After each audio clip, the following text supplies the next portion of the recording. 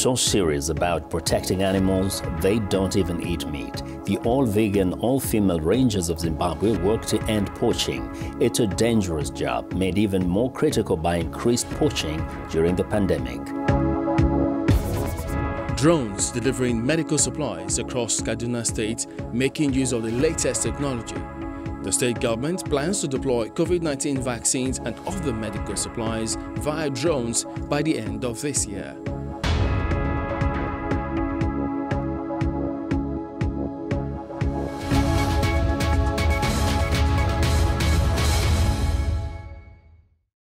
Hello and thanks for tuning into the show that goes around the continent to bring you stories near and far. I'm Chamberlain Oso at Channels Television here in Lagos. I'm joined by Vincent Makori from Voice of America in Washington. Thanks, I'm Vincent Makori at the Voice of America. Happy to be with you again for another edition of Africa 54. Our broadcast still looks a little different because of the global pandemic, but we truly appreciate you staying with us on Africa 54. Let's start off with the latest from Nigeria. Chamberlain Oso in Lagos brings you that story. Kaduna State in northern Nigeria has come up with a novel and creative idea to distribute its delivery of medical supplies across the state. The state government says it will be using drones to deploy COVID-19 vaccines and other medical supplies beginning from November this year. According to Commissioner for Health, Dr. Amina Baloni, this is part of efforts by the state government to strengthen COVID-19 testing and vaccination, as well as improving healthcare delivery in the state. Many states across Nigeria with limited cold chain storage facilities and poor road networks, as well as insecurity, are grappling with how to deliver COVID-19 vaccines that require ultra-low temperature storage and other medical consumables to primary healthcare centers and hospitals, especially during emergencies. But the Kaduna State government is taking a bold step to tackle the problem by partnering with a medical drone service delivery firm in Ghana for the distribution of vaccines and other medical consumables in the state.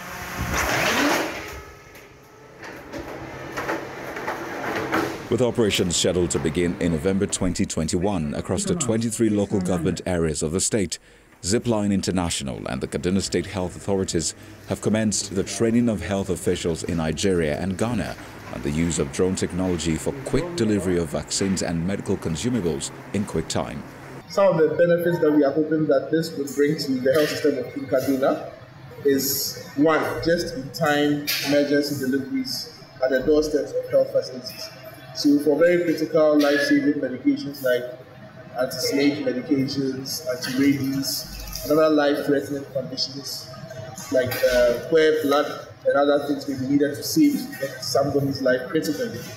We are hoping that the ZIPLINE is going to be able to be a key partner in that by using the drones to deliver just in time. For the Kaduna State Commissioner for Health, this innovation will be a game changer as more people in need of Medicare will be reached, and in quick time too. As you know, we have very many areas in Kaduna that are hard to reach or difficult to reach in the rural areas, and those populations also need healthcare, particularly around maternal and child care. So you may find a woman in labor that is bleeding, that needs blood. You find children that need immunization. And so when we signed the MOU, our thoughts were around how do we get emergency drugs, commodities, blood products to remote areas where they're needed. This will cut down the delay. So that's the concept behind using the drone technology. The COVID-19 pandemic has had an adverse effect on the nation's healthcare system, and even though significant impact has been made in the distribution of vaccines to rural communities, it is however hoped that when the medical drone technology comes into the mix of things, the bottlenecks associated with delivering medical supplies will be a thing of the past. Well, joining us now is Lawal Murtala Ademola, head of UAV operations at Proper Aerial Services. Thank you for joining us on Africa 54.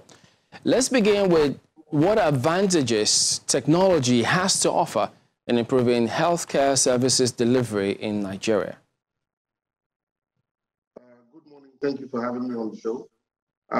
If you're talking healthcare specifically in Nigeria, I would say technology comes in by making healthcare actually accessible, because we know we have a lot of rural areas and remote areas that are inaccessible, so by road, and some of them are actually dangerous to get to. So the most important thing is being able to bridge this gap by making sure that we can be the go-between between the rural communities, the rural areas, and making sure that even in the urban areas, and making sure that we can improve technology by imputing technology in areas where it is quick to access. You can quickly, easily get data.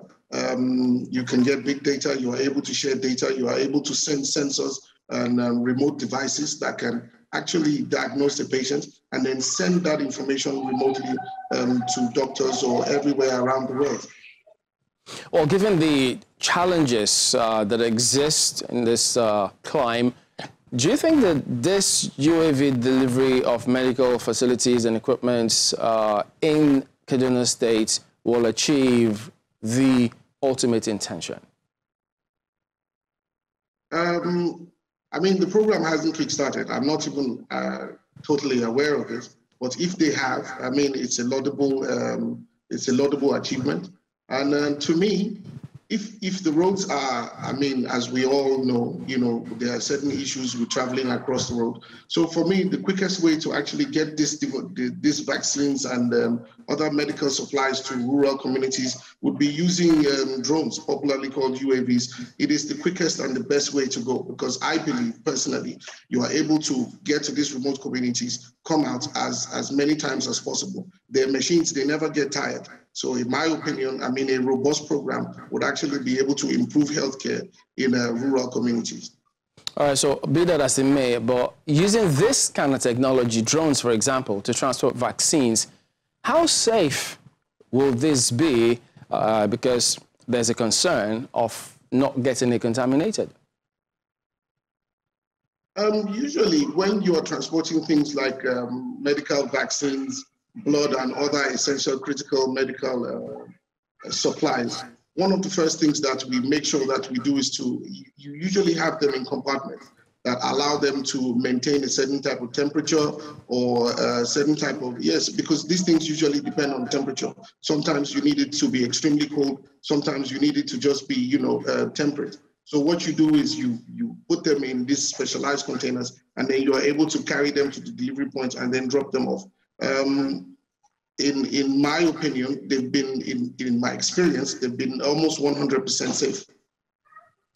All right, then, Lawal Murtala Ademola, thank you for your time on Africa 54. Thank you very much. A few years ago, about 3/5 of Somalia's economy heavily depended on agriculture and livestock rearing. That is no longer the case. In recent years, Mogadishu's landscape has been changing rapidly, attracting both locals and foreigners seeking investment opportunities in the fast-growing city. Reporter Mohammed Mahmoud filed the following report from Mogadishu. Famously referred to as the Pearl of the Indian Ocean, Mogadishu's landscape is changing for the better, luring investors from Somalia's hinterland and foreigners seeking opportunities. In every street that we pass, we see developments, modern housing, leisure and security infrastructure coming up. The ancient city, also known as Hamar, is not only getting a facelift, but also attracting investments in various industries that are contributing to the economy. Anthony Wambua is one of the few foreigners who relocated to Mogadishu about 3 years ago to seek work opportunity. He trains coffee baristas in Mogadishu's Safari Cafe. Anthony says that although it was hard for him to relocate to Mogadishu, he could not resist what he saw as a booming economy. Somalis, they are our brothers, and they are one of the fastest growing country. So I take the challenge. They come and we do something different. And actually Somalis, they are good people. They are willing to learn. Although the pandemic has adversely affected the importation of goods into the country, the service industry and particularly entertainment is thriving. As the city continues to stay in a lockdown state, residents are turning to their televisions to pass time. Salah Mwenge, who came to Mogadishu in 2018, is among those contributing to Somalia's growing media industry. The opportunity that I saw is that there are people who really need these skills. And the industries, for them to be compared globally, because this is a national TV station, for it to be even seen credibly, you need to give the best quality standards that is in the market. Salah, who came from Kenya, says that he was welcomed by the locals and appreciates their resilience. So if you see a young person who is more energetic and with a lot of resilience, when they get the best knowledge, then you have a belief that these particular people are going to go to the right way forward. According to Trading Economics, Somalia's GDP is projected to trend around $7.6 billion in 2022. There is unemployment among the youth, and every time there is heavy investment in property, there is lack of cash flow in the economy and very few benefit from this.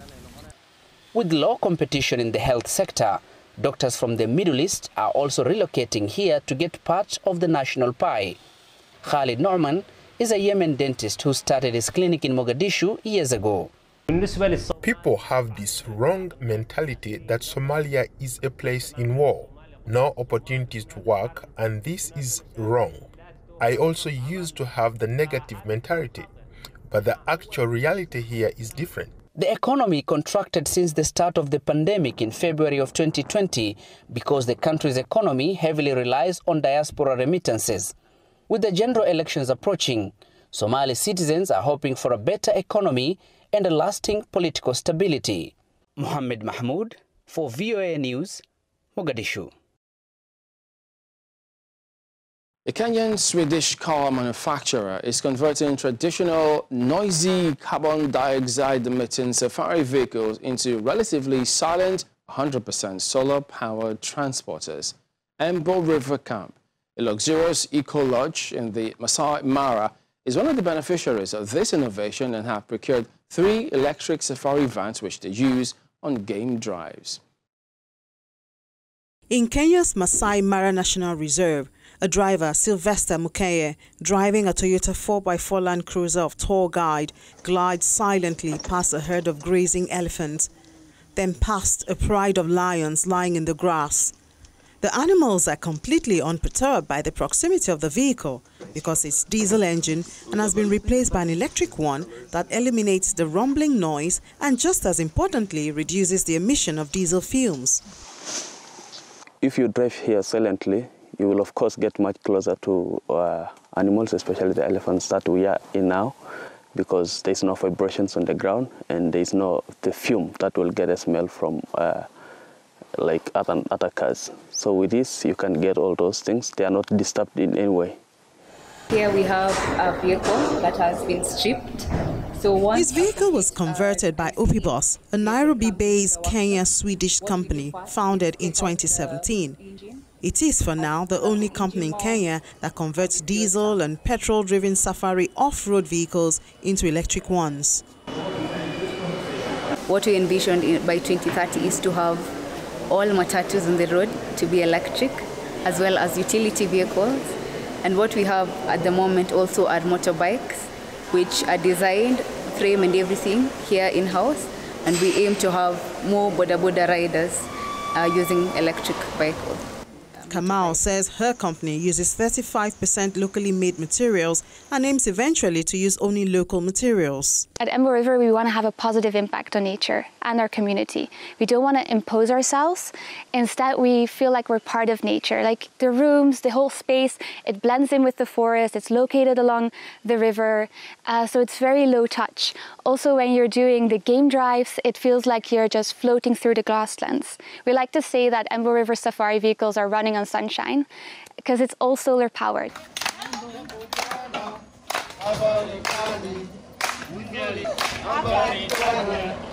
EMBOO River Camp runs solely on solar power. Valerie, the camp's co-founder, says that with all their eco operations in place, the company saves around $150,000 a year on operational costs.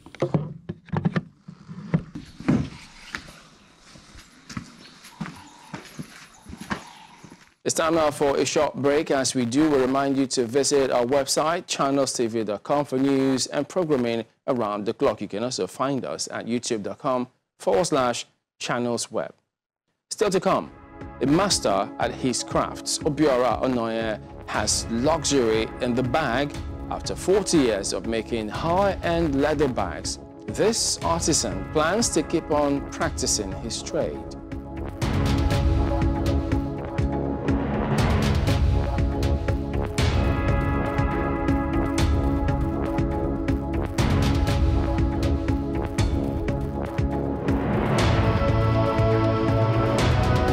Welcome back to Africa 54. I'm Vincent McCory in Washington.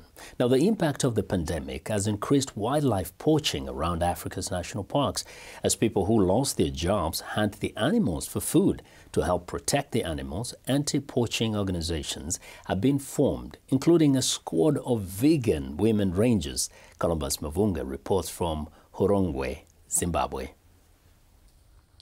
These are recruits of the International Anti-Poaching Foundation on a drill near Manapus National Park, about 300 kilometers north of Harare. Nyaradzo Auxilia Hoto has been part of this group known as Akashinga, the Brave Ones, since it started in 2017 to fight poaching here. Hoto says she does not fear poachers or wildlife. I'm not even afraid. At first, yeah, I was a bit afraid. But now, because we have been taught on animal behavior and everything, and also because of the time that I've spent in the bush, now I've got experience. Whenever I encounter even a lion, I won't be scared. The women are well armed, and if they encounter poachers, they detain them and turn them over to police for prosecution. Damien Menda, an Australian national and an Iraq war veteran, formed the Akashinga project. He says anti-poaching patrols will help preserve Africa's wildlife, which has been under steady attack from poachers for decades. It was a trial in the beginning, a small trial on one reserve in northern Zimbabwe. We started with 16 women protecting 90,000 acres. We've now got 240 staff as part of this program. We've got 8 reserves that we patrol or have contracts for, and we're on target to have 1,000 staff by 2026. The International Anti-Poaching Foundation oversees the rangers and pays them through donations collected online. Zimbabwe Parks and Wildlife Management Authority says efforts of such groups is helping to fight poaching in this wildlife-rich country. And these people have been providing the much-needed resources in terms of patrol, in terms of anti-poaching law enforcement. Because of these activities and these partnerships, we are visible on the ground, and less of poaching incidences are recorded within our national parks. With more and more rangers coming on board, Zimbabwe hopes to eliminate poaching and ensure the safety of the wildlife roaming the national parks. Columbus Mavunga for VOA News, Urungwe, Zimbabwe.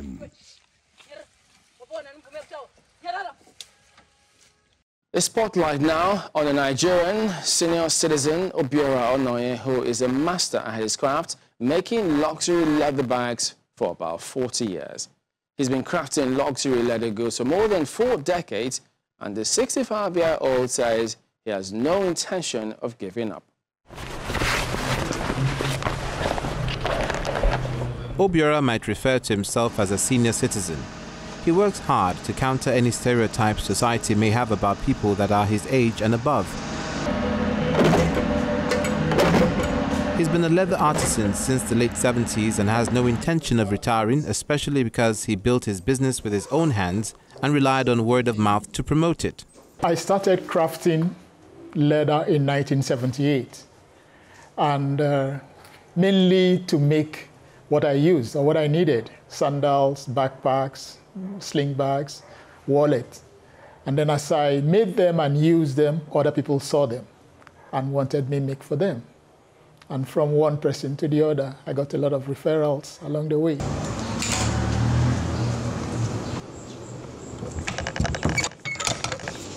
Obiora markets a range of leather accessories under his brand name, Obi Leather. He attributes his 4 decades of staying power to unique design, the variety of products he offers, his dedicated use of high-end leather, and an uncompromising attention to detail.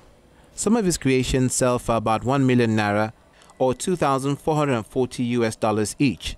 His luxury leather bags can be found on shelves in high-end stores across Nigeria, South America, and Europe. Craft is like something most people fall back on. Maybe they would either want to learn it because they lost their job and they feel they could just make do with leather work. And for me, it's giving me the opportunity to do really what I've always wanted to do, which is like teaching.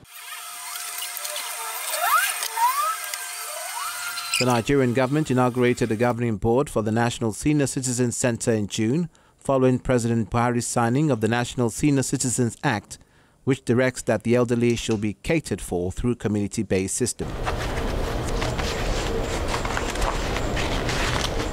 I'm putting in my best today, and if tomorrow comes, oh, yesterday was good, you know, and so it will see me pass that day. And I keep continuing like that. You know, because I wouldn't know if leather would get out of fashion. But even if it gets out of fashion, skilled work, I mean, artisan work will not get out of fashion. People would need people to do certain things for them. That's why Onoye embraces contemporary business practices like e-commerce and social media marketing to keep his business thriving. He also intends to resume passing on his skills to the upcoming generation of luxury leather artisans once COVID restrictions allow. Thanks to carbon emissions, our oceans are turning to acid.